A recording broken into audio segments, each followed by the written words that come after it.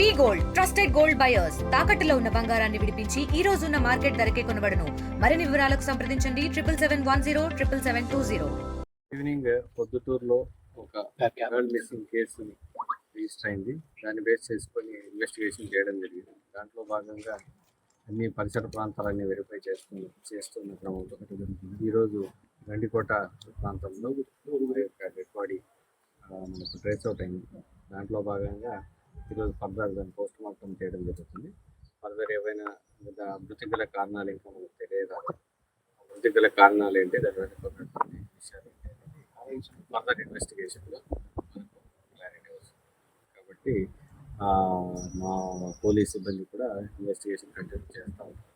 ఏవైనా విషయాలు ఏమైనా ఉంటే మళ్ళీ మీకు further course of during course of investigation తెలియజేయట్లేదు. ఈరోజు జరిగిన సంఘటన చూస్తే చాలా బాధాకరం. మనం చాలా సందర్భాల్లో కూడా రాష్ట్ర వ్యాప్తంగా ఇలాంటి సంఘటనలు అన్నీ కూడా మహిళలపై ఎక్కువ అత్యాచారం జరగడం, హత్యలు జరగడం ఇవన్నీ మనం చూస్తూ ఉన్నాం.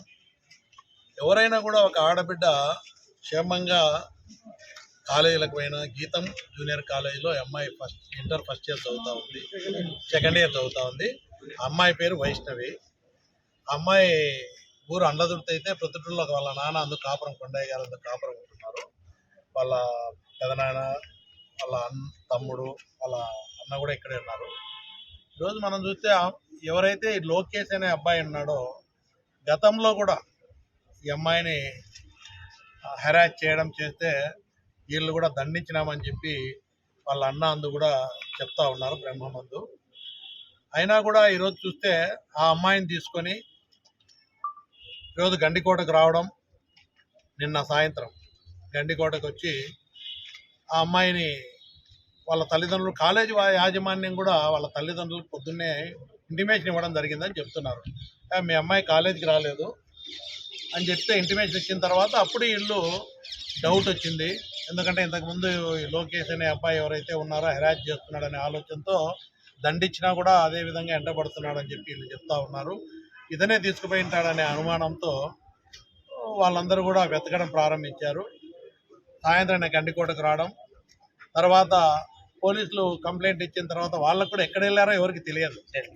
కానీ ఒక అందాజుగా ఇక్కడికి వచ్చింటారు, వాళ్ళ ఫ్రెండ్ ఎవరో గండికోటకు పోయినారని అమ్మాయి ఫ్రెండ్ చెప్పినారని చెప్పి ఇక్కడ కూడా వెతకడం జరిగింది. నిన్న నైట్ ట్రేస్ అవుట్ కాలేదు. అక్కడ చంపి చాలా పొదల్లో లోపల పడి బాడీ ఉంది అక్కడ. కాబట్టి ఈరోజు మనం ఒక్కసారి ఆలోచన చేస్తే అమ్మాయిలకు ఎక్కడైనా కూడా ఇలాంటి చర్యలు జరిగినప్పుడు కఠినంగా శిక్షలు ఉండాలి. రెండు, సేఫ్టీ అనేది చాలా ఇంపార్టెంట్. ఇలాంటి సంఘటనలు మనకు ఒక ఎక్స్పీరియన్స్, చాలా సంఘటనలు జరుగుతూ ఉన్నాయి. ఈ సంఘటనలు జరిగినప్పుడు దీని మీద ఎక్స్పీరియన్స్ మీద డిపార్ట్మెంట్ కానీ ప్రభుత్వం కానీ ప్రత్యేకంగా ఒక నిఘా ఏర్పాటు చేసి కాలేజీల దగ్గర కానీ, అదేవిధంగా కాలేజీలు ఎక్కడైనా ఇలాంటి సంఘటనలు జరుగుతున్నాయా, అదేవిధంగా హెరాస్మెంట్ జరుగుతున్నాయా, అదేవిధంగా కొంతమంది ఎట్లున్నారని చెప్తే అమ్మాయిలను వాళ్ళు బ్లాక్మెయిల్ చేసే విధంగా, బ్లాక్మెయిల్ చేస్తూ కూడా ఒకసారి పరిచయం అయితే బ్లాక్మెయిల్ చేసి అమ్మాయిలను వాళ్ళు లోపరుచుకునే విధంగా కూడా ఈ కార్యక్రమాలు జరుగుతున్నాయని తెలుస్తూ ఉన్నాయి. ఏది ఏమైనప్పటికీ కూడా ఇలాంటి సంఘటనలు చాలా మళ్ళీ ఎక్కడ కూడా ఇలాంటి సంఘటనలు జరగకుండా రాష్ట్రంలో చాలా జరుగుతూ ఉన్నాయి.